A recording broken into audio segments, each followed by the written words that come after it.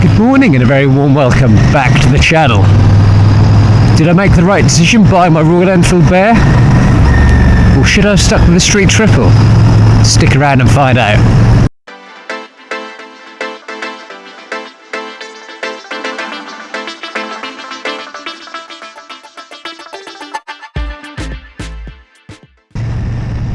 Okay folks, so if you're new to the channel and haven't got a clue what I'm on about, I was the proud owner of a Triumph Street Triple 2013 675 for the best part of 8 years, and I absolutely loved that bike. One of the reasons, or the main reason really, that I got rid of it is because of the power. I kind of felt as though it had too much.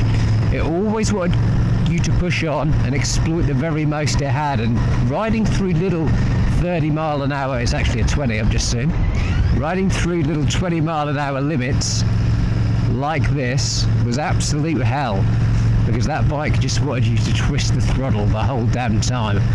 And I know you're in control of the throttle, not the bike, but it's just the way the bike made you feel. So I want to take a bit of a step back and ride a little bit more sedately. So there are a number of bikes on my shortlist.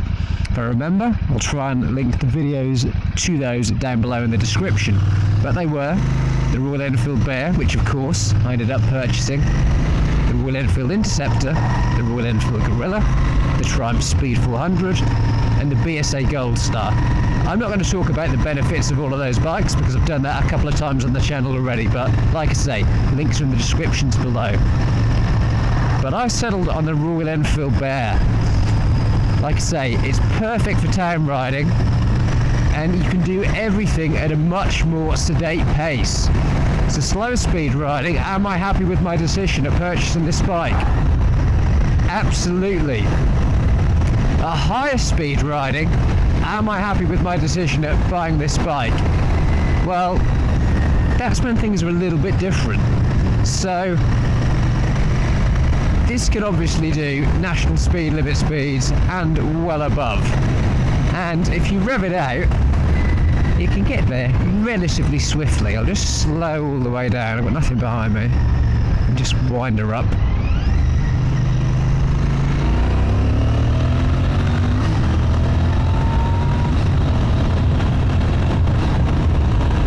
There we go, 60 already. Plenty left in the tank. So in terms of getting up to speed, she definitely gets there. But it doesn't do it in quite the same way as the Triumph Street Triple did. That was an instant rush of acceleration. It was exhilarating, it felt exciting. You got a buzz from it. You came off, you were pumped with adrenaline, and I loved the bike for that. Unfortunately, as amazing as this bike is in so many ways, you don't get that. Yes, it's fun to ride. You can definitely hustle this bike around the corners and push it on, and it's one of the reasons why I went for this bike over the Interceptor, because the suspension and the increased torque on this bike because of the 2-into-1 exhaust really does make a difference. You can still overtake on this bike. Yes, you've got to pick and choose where you do it. You can't just twist the throttle and go like you can on the Street Triple, but you can definitely do that.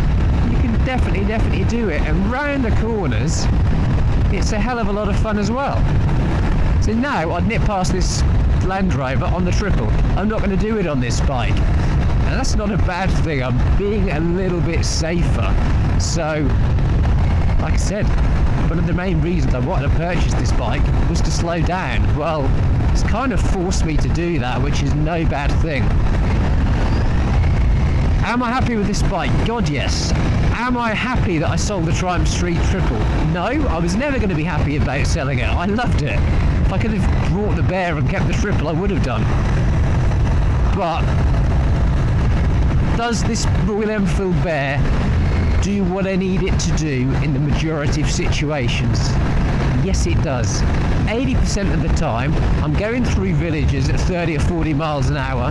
It can do that brilliantly. And even on quieter roads, you can push it on, you can smash it around the corners, but if you do get a really quiet piece of road that you know well and you know you can ride faster on, will this give you the buzz you need?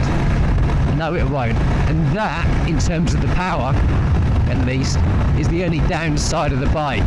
I know I mentioned at the start of this video, you know, do I regret buying it? No, I don't.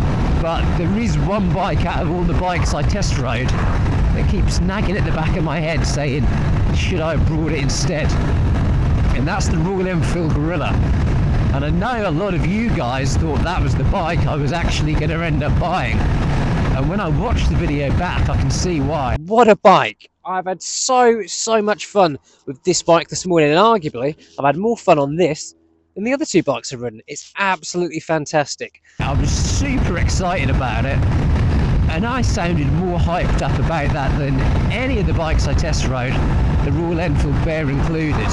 Yeah, I absolutely loved the Gorilla. I wasn't enamoured by the looks of it, but the weight, the flickability of it, it was so much fun, and I really enjoyed my test ride of it.